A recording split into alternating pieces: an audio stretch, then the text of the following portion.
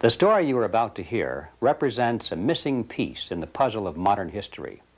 Without this knowledge, many contemporary events are simply beyond understanding.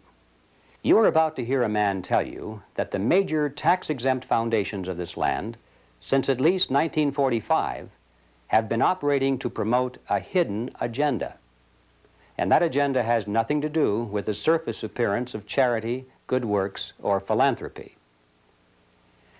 This man will tell you that the real objectives include the creation of a worldwide collectivist state, including the Soviet Union, which is to be ruled from behind the scenes by those same interests which now control the tax-exempt foundations. The man who tells this story is none other than Mr. Norman Dodd, who in 1954 was the staff director of the Congressional Special Committee to investigate tax-exempt foundations, sometimes referred to as the Reece Committee, in recognition of its chairman, Congressman Caroll Reece. The interview you are about to see was conducted by me in 1982. I had no immediate use for the material at that time, but I realized that Mr. Dodd's story was of extreme importance, and since he was advanced in age and not in good health, I simply wanted to capture his recollections on videotape while he was still with us. It was a wise decision because Mr. Dodd did pass away just a short time afterward. In recent months, there has been a resurgence of interest in the substance of Mr. Dodd's story, and we have decided to make it available to the general public. And so what now follows is the full, unedited interview, broken occasionally only for a tape change or to omit the sound of a passing airplane. It stands on its own as an important piece in the puzzle of modern history. Mr. Dodd, let's begin this interview by a brief statement for the record, telling us who you are, what your background is, and your qualifications to speak on this subject. Well, Mr. Griffin, as for who I am just, as the name implies, an individual born in New Jersey and educated in private schools, eventually in a school called Andover, Massachusetts, and then Yale University, and running through my whole period of being brought up and growing up, I have been an indefatigable reader, and I have had one major interest, and that was this country, as I was led to believe it was originally founded. And I entered the world of business knowing absolutely nothing about how that world operated, and realized that the only way to find out what that world was consisted of would be to become part of it. And I then acquired some experience in the manufacturing world, and then in the world of international communication, and finally chose banking as the field I wished to devote my life to. And I was fortunate enough to secure a position in one of the important banks in New York, and lived there. I lived through the conditions which led up to what is known as the crash of 1929, and I witnessed what is tantamount to a collapse of the structure of the United States as a whole. And much to my surprise, I was confronted by my superiors with in the middle of the panic in which they were immersed, I was confronted with the question, Norm, what do we do now? I was 30 at the time, and I had no more right to have an answer to that question than the man in the moon. However, I did manage to say to my superiors, gentlemen, you take this experience as proof of something that you do not know about banking.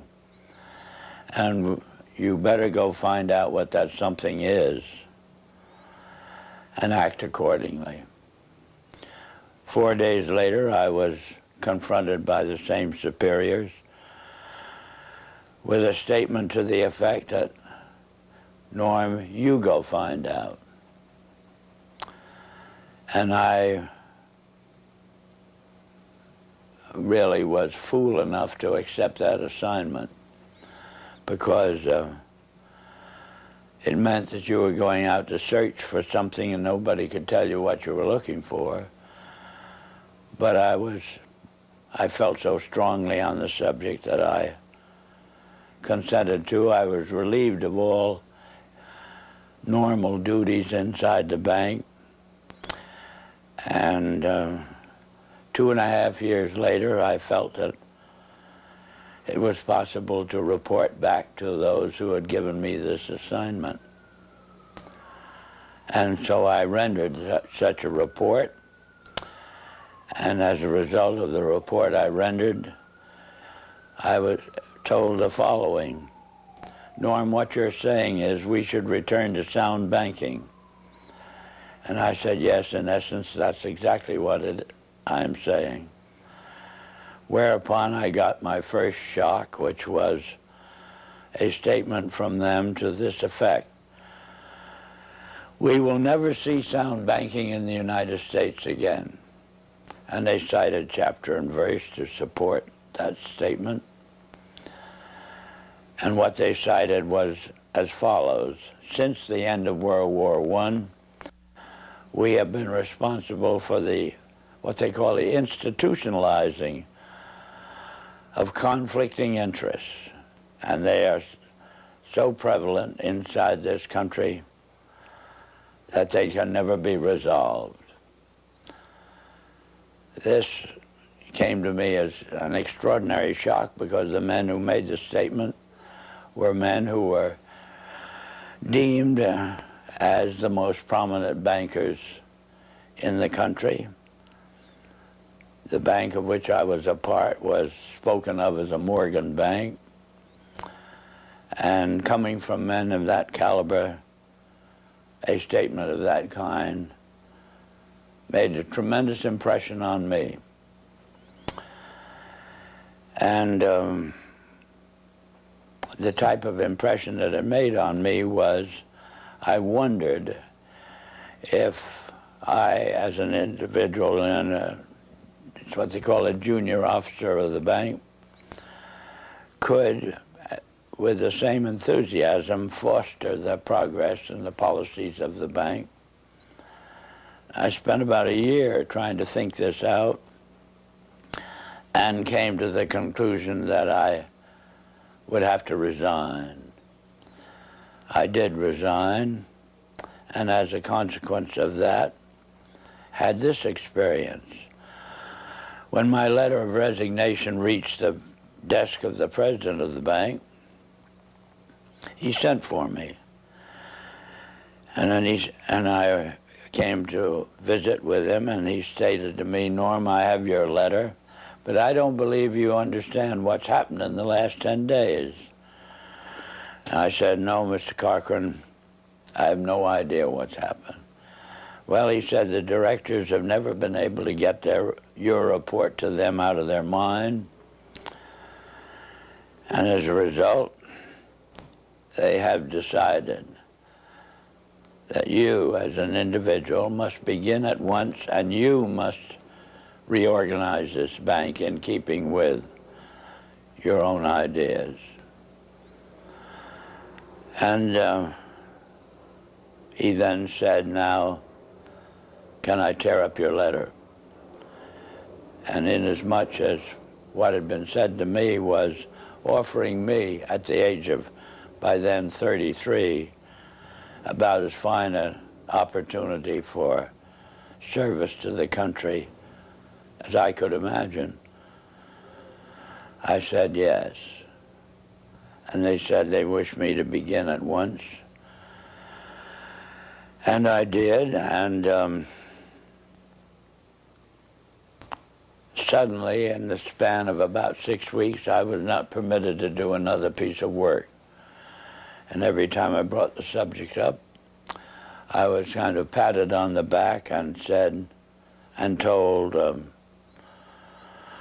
stop worrying about it, Norm. Pretty soon you'll be a vice president, and then you will have quite a handsome salary and ultimately be able to retire on a very worthwhile pension. In the meantime, you can play golf and tennis to your heart's content on weekends. Well, Mr. Griffin, I found I couldn't do it. I spent a year with figuratively with my feet on the desk doing nothing, and I just couldn't adjust to it. So I did resign. And this time, my resignation stuck, and then I got my second shock, which was the discovery that the doors of every bank in the United States were closed to me, and I never could get a job, as it were, in a bank. So I found myself, for the first time since I'd graduated from college, out of a job. And from there on, I followed various branches of the financial world, ranging from investment counsel to membership of the stock exchange, and finally ended up as an advisor to a few individuals who had capital funds to look after.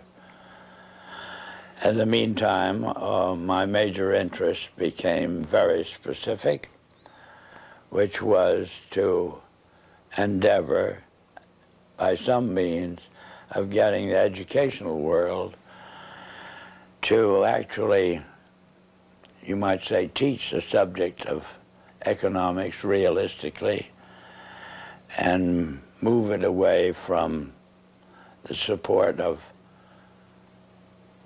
various speculative activities that characterize our country. And I have had that interest, and you know how as you generate a specific interest, you find yourself gravitating toward persons with similar interests. And ultimately, I found myself kind of the center of the world of dissatisfaction with the direction that this country was headed. And that's on one direction, and this same way I found myself in contact with many individuals who, on their own, had done a vast amount of studying and research in areas which were part of the problem. And well, Mr. Dodd, if I may interrupt here for a second, at what point in your career did you become connected with the Reece Committee? 1953. 1953. Yeah. And what was that capacity, sir? That was the capacity of what they call Director of Research for the Reece Committee. Can you tell us what the Reece Committee was attempting to do?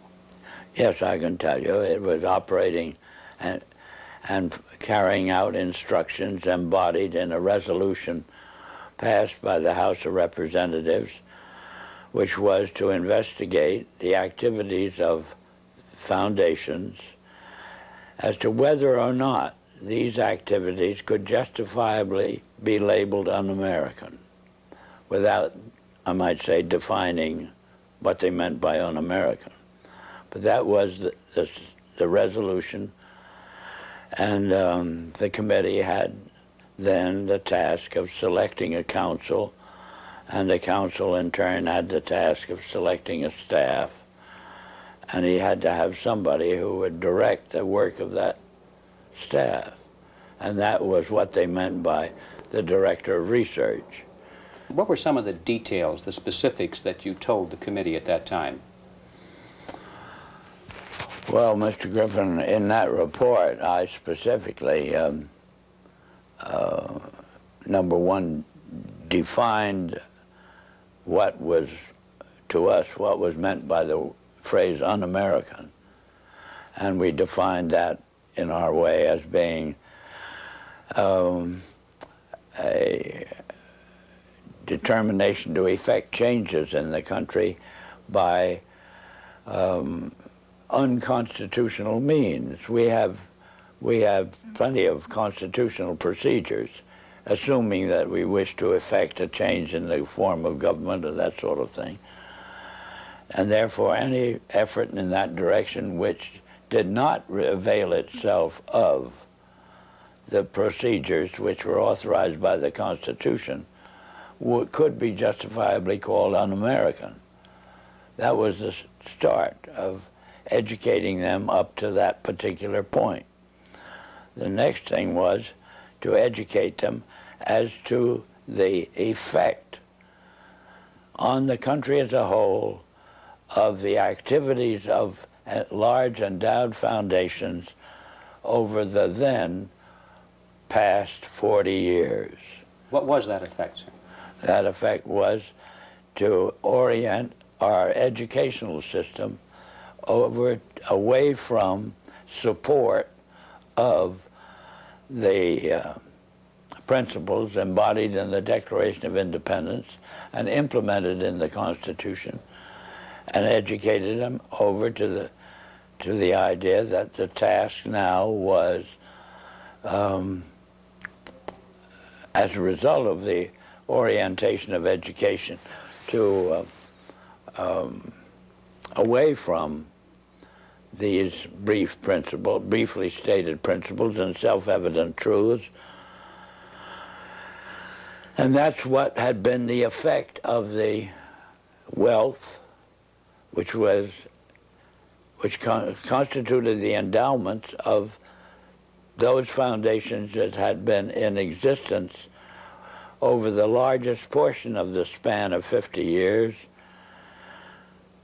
and holding them responsible for this change. And what we were able to bring forward was that what we had uncovered was the determination of these large endowed foundations through their trustees to actually get control over the content of American education. There's quite a bit of publicity given to your conversation with Rowan Gaither. Would you please tell us who he was and what was that conversation you had with him? Rowan Gaither was at that time president of the Ford Foundation. And Mr. Gaither had sent for me when I found it convenient to be in New York, asked me to call upon him at his office, which I did. And on arrival, after a few amenities, Mr. Gaither said, "Mr. Dodd, we've asked you to come up here today because we thought that possibly off the record you would tell us why the Congress is interested in the activities of foundations such as ourselves." And before I could think of how I would reply to that statement, Mr. Gaither then went on voluntarily and stated, he said, "Mr. Dodd, all of us that have a hand in the making of policies here have had experience either with the OSS during the war or the European Economic Administration after the war. We've had experience operating under directives, and these directives emanate and did emanate from the White House. Now we still operate under just such directives. Would you like to know what the substance of these directives is?" And I said, "Yes, Mr. Gaither, I'd like very much to know." Whereupon he made this statement to me, namely, "Mr. Dodd, we here operate on in response to similar directives, the substance of which is that we shall use our grant-making power so to alter life in the United States that it can be comfortably merged with the Soviet Union." Well, parenthetically, Mr. Griffin, I've nearly fell off the chair. I of course, didn't, but my response to Mr. Gaither then was, well, Mr. Gaither, I can now answer your first question. You forced the Congress of the United States to spend $150,000 to find out what you just told me. So why don't you I said, of course, legally you're entitled to make grants for this purpose, but I don't think you're entitled to withhold that information from the people of the country to whom you're indebted for your tax exemption.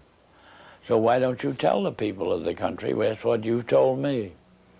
And his answer was, we would not think of doing any such thing. So then I said, well, Mr. Gaither, obviously, you forced the Congress to spend this money in order to find out what you've just told me. Mr. Dodd, you have spoken before about some interesting things that were discovered by Catherine Casey at the Carnegie Endowment. Can you tell us that story, please? Yes, I'm glad to, Mr. Griffin. This experience that you have just referred to came about in response to a letter which I had written to the Carnegie Endowment for International Peace, asking certain questions and gathering certain information. And on the arrival of that letter, Dr. Johnson, who was then president of the Carnegie Endowment, telephoned me and said, did I ever come up to New York? And I said, yes, I did, more or less each weekend. And he said, well, when you're next here, will you drop in and see us? Which I did. And again, on arrival at the office of the endowment, I found myself in the presence of Dr. Joseph Johnson, the president, who was a successor to Alger Hiss, two vice presidents, and their own counsel, a partner in the firm of Sullivan and Cromwell. And Dr. Johnson said, after, again, amenities, Mr. Dodd, we have your letter. We can answer all those questions, but it'd be a great deal of trouble. And we have a counter-suggestion.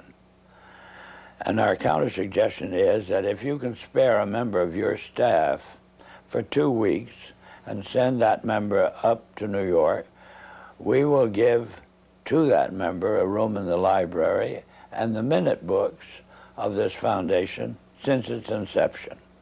And we think that whatever you want to find out, or the Congress wants to find out, will be obvious from those minutes. Well, my first reaction was they lost their mind. I had a pretty good idea of what those minutes would contain, but I realized that Dr. Johnson had only been in office 2 years, and the vice presidents were relatively young men, and counsel seemed to be also a young man, and I guessed that probably they'd never read the minutes themselves. And so I said I had somebody, I would take it. I would accept their offer, and I went back to Washington, and I selected the member of my staff who was on my staff, having been a practicing attorney in Washington, but she was on my staff to see to it that I didn't break any congressional procedures or rules. In addition to which, she was unsympathetic to the purpose of the investigation. She was level-headed and a very reasonably brilliant, capable lady. And her attitude toward the investigation was, what could possibly be wrong with foundations? They do so much good. Well, in the face of that sincere conviction of Catherine's, I went out of my way not to prejudice her in any way. But I did explain to her that she couldn't possibly cover 50 years of handwritten minutes in 2 weeks. So she would have to do what we call spot reading. and I blocked out certain periods of time to concentrate on. And off she went to New York. She came back at the end of 2 weeks with the following in the way of, on dictaphone belts.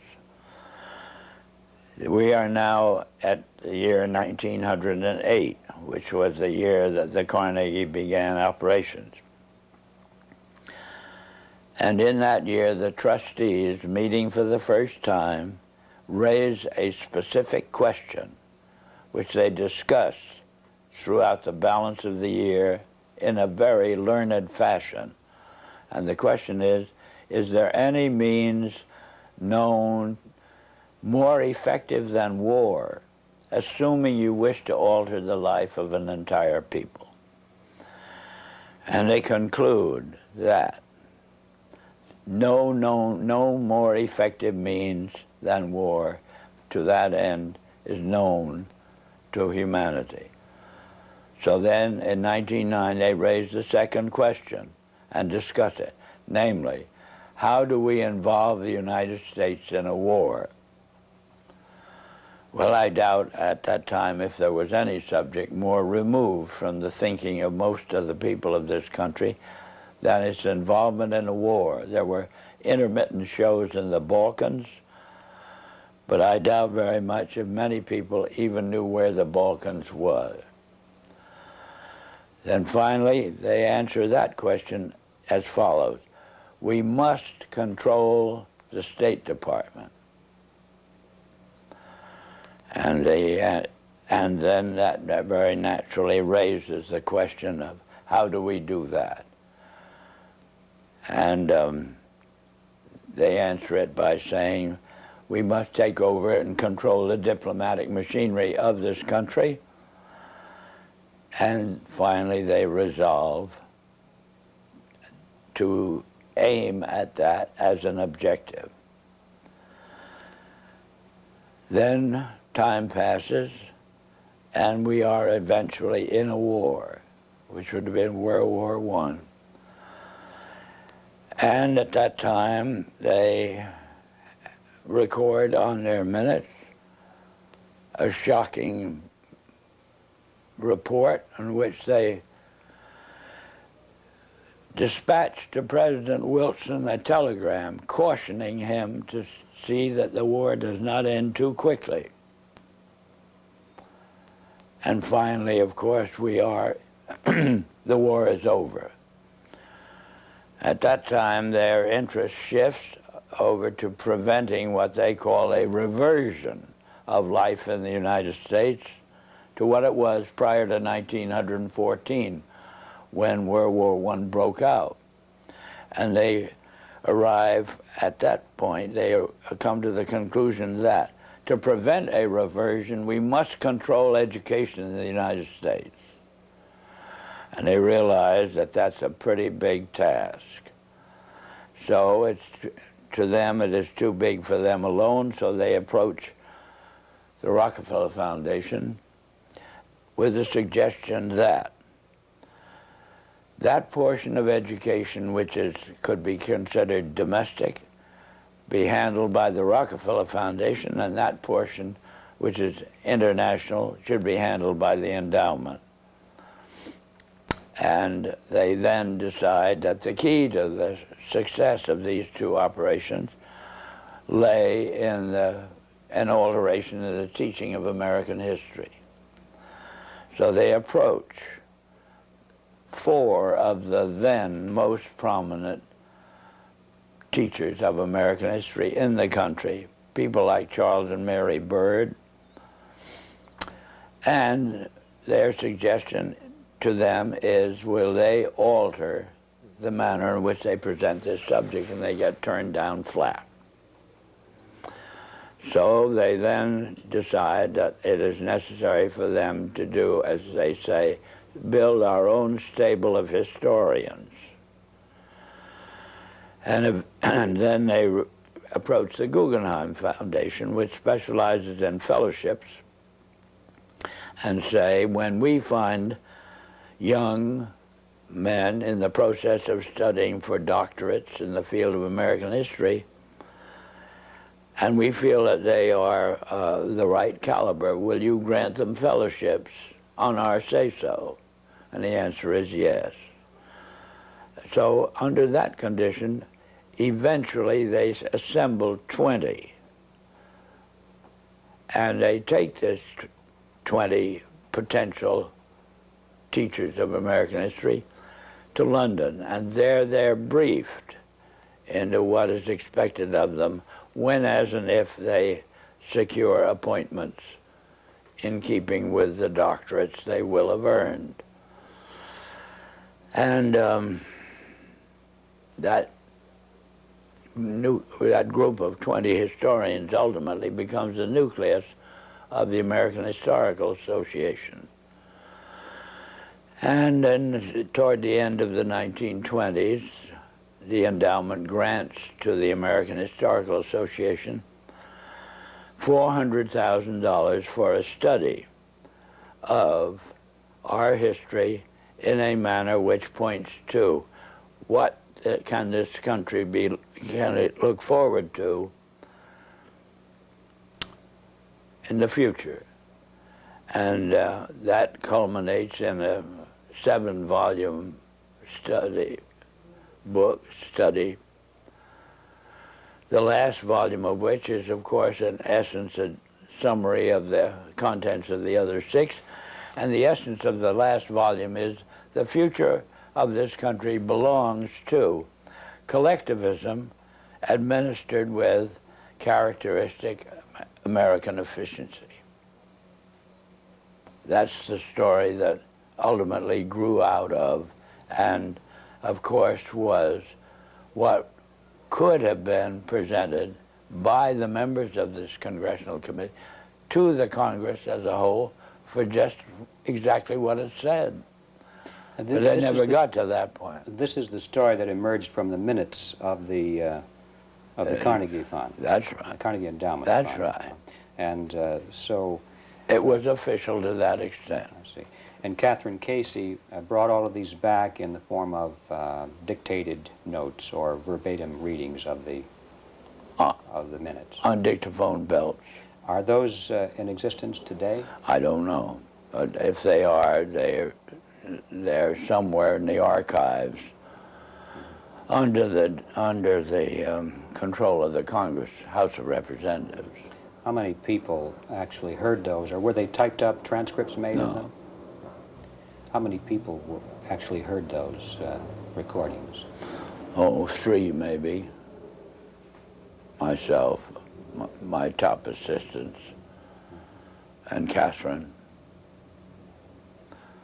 Yeah, I might tell you this experience as far as its impact on Catherine Casey was concerned was she never was able to return to her law practice. If it hadn't been for Caroll Reece's ability to tuck her away on a job with the Federal Trade Commission, I don't know what would have happened to Catherine, but ultimately she lost her mind as a result of it. Terrible shock to her. It's a very rough experience to encounter proof of these kinds. Mr. Dodd, what kind, well, can you summarize the opposition to the committee, the Reece committee, and particularly the efforts to sabotage the committee? Well, they began right at the start of the work of an operating staff, Mr. Griffin, and it began on the day in which the committee met for the purpose of consenting to or confirming my appointment to the position of Director of Research. Thanks to the abstention of the minority members of the committee, that is the 2 Democratic members, from voting, why technically I was unanimously appointed. And well, wasn't the White House involved in opposition to the committee? Well, not at this particular point, sir. Mr. Reece ordered counsel and myself to visit Wayne Hayes. And Wayne Hayes was the ranking minority member of the committee as a Democrat. So we, counsel and I, had to go down to Mr. Hayes' office, which we did. Mr. Hayes greeted us with the flat statement directed primarily to me, which was that I am opposed to this investigation. I regard it as nothing but an effort on the part of Caroll Reece to gain a little prominence, and so I'll do everything I can to see that it fails. Well, I am kind of a strange personality in the sense that a challenge of that nature interests me. Our counsel withdrew. He went over and sat on a couch on Mr. Reece's office and pouted. But I sort of took up this statement of Hayes as a challenge and set myself the goal of winning him over to our point of view. And I started by noticing on his desk that there was a book. And the book was of the type that there are many in these days that would be complaining about the spread of communism in Hungary, or that type of book. And this meant to me that at least Hayes read a book. And so I brought up the subject of the spread of the influence of the Soviet world, and for 2 hours discussed this with Hayes, and finally ended up with his rising from his desk and saying, Norm, if you will carry this investigation toward the goal as you've outlined it to me, I'll be your biggest supporter. I said, Mr. Hayes, I can assure you that I will not double-cross you. Subsequently, Mr. Hayes sent word to me that he was in the Bethesda hospital with an attack of ulcers, but would I come and see him, which I did. He then said, Norm, the only reason I've asked you to come out here is I just want to hear you say again, you will not double-cross me. I gave him that assurance, and that was the basis of our relationship. Meantime, counsel took the attitude expressed in these words, Norm, if you want to waste your time with this guy, as he called him, you can go ahead and do it, but don't ever ask me to say anything to him under any condition on any subject. So, in a sense, that cleared the decks for me to operate in relation to Hayes on my own. And as time passed, Hayes offered friendship, which I hesitated to accept because of his vulgarity. And I didn't want to get mixed up with him socially under any condition. Well, that was our relationship for about 3 months, and then eventually I had occasion to add to my staff, and as a result of adding to my staff a top-flight intelligence officer, both the Republican National Committee and the White House were resorted to stop me from continuing this investigation in the direction that Caroll Reece had personally asked me to do, which was to utilize this investigation, Mr. Griffin, to uncover the fact that this country had been the victim of a conspiracy. That was Mr. Reece's conviction. I eventually agreed to carry it out. I explained to Mr. Reece that his own counsel wouldn't go in that direction. He gave me permission to disregard our own counsel. And I had then to set up an aspect of the investigation outside of our office, more or less secret, And the Republican National Committee got wind of what I was doing, and they did everything they could to stop me. They appealed to counsel to stop me, and finally they resorted to the White House.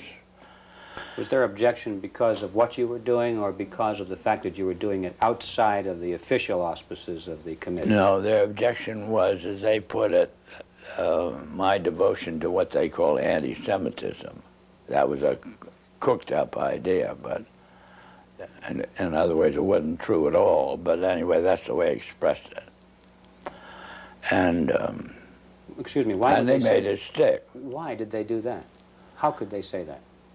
Well, they could say it, Mr. Griffin, but they had to have something in the way of a rationalization of their decision to do everything they could to stop the completion of this investigation in the direction that it was moving, which would have been an exposure of this Carnegie Endowment story and the Ford Foundation and the Guggenheim and the Rockefeller Foundation, all working in harmony toward the control of education in the United States.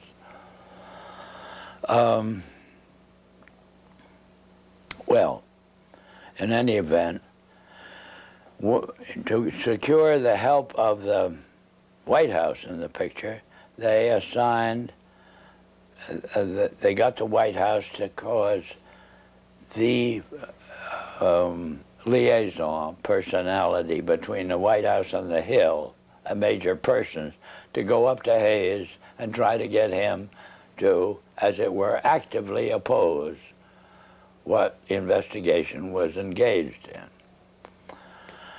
And Hayes very kindly then would listen to this visit from Major Person. Then he would call me and say, "Norm, come up to my office. I have a good deal to tell you."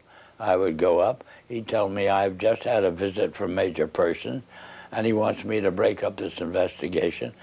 So I then say, "Well, Wayne, what did you do? What did you say to him?" He said, "I just told him to get the hell out." And he did that 3 times, and I got pretty proud of him in the sense that he was, as it were, backing me up. And we finally embarked upon hearings at Hayes' request, because he wanted to get them out of the way before he went abroad in the summer. And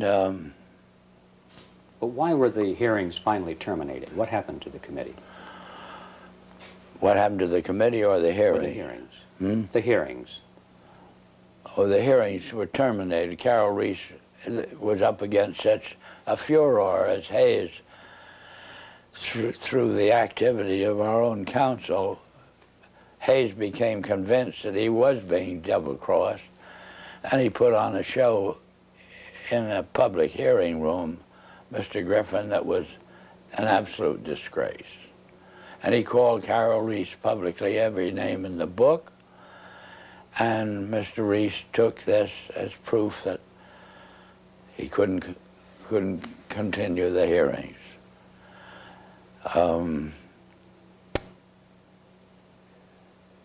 He actually invited me to accompany him when he went down to Hayes' office, and in my presence, with the tears rolling down his face, Hayes apologized to Caroll Reece for whatever he'd done and his conduct,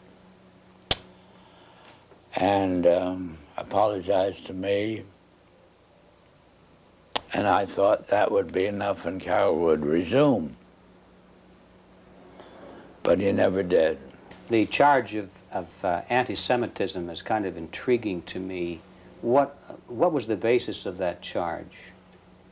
Was there any basis for it at all? No, the basis that the Republican National Committee used was that the intelligence officer I'd taken on my staff, when I oriented this investigation to the exposure of and proof of a conspiracy, was known to have a book, and the book was deemed to be anti-Semitic. This was childish, but this was the second in command of the Republican National Committee, And he told me I would have to dismiss this person from my staff. Who was that person, sir?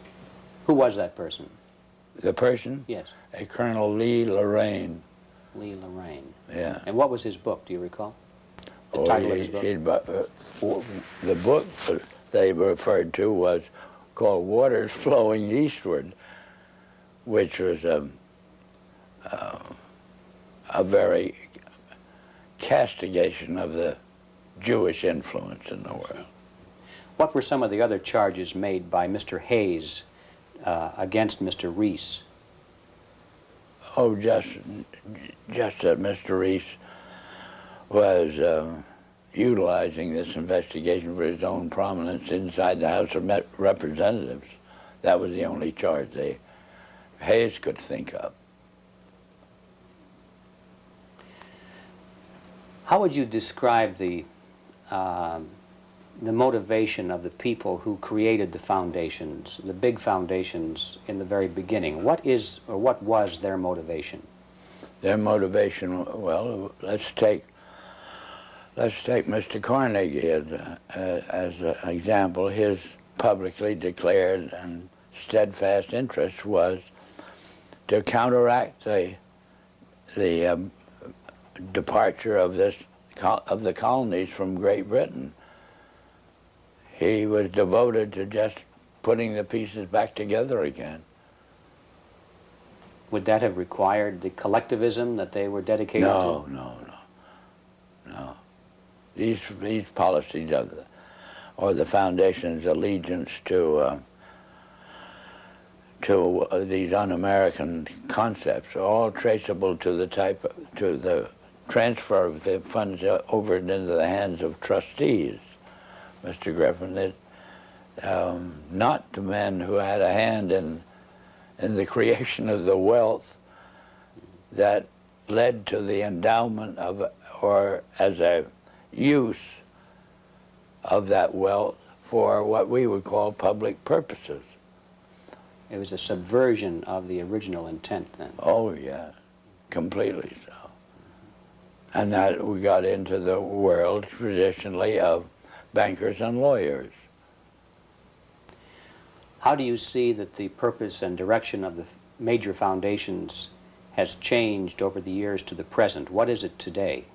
Whole 100% behind meeting the cost of education such as it is presented through the schools and colleges of the United States on the subject of our history has proven our original ideas to be no longer practical. The future belongs to a collectivistic concept, and there's just no disagreement on this. Why do the foundations generously support communist causes in the United States? Well, because to them, what communism represents a means of developing what we call a monopoly. That is, the organization, we'll say, of large-scale industry into an administrable unit. Do they think that they will be one of the administrators? They will be the beneficiaries of it, yes.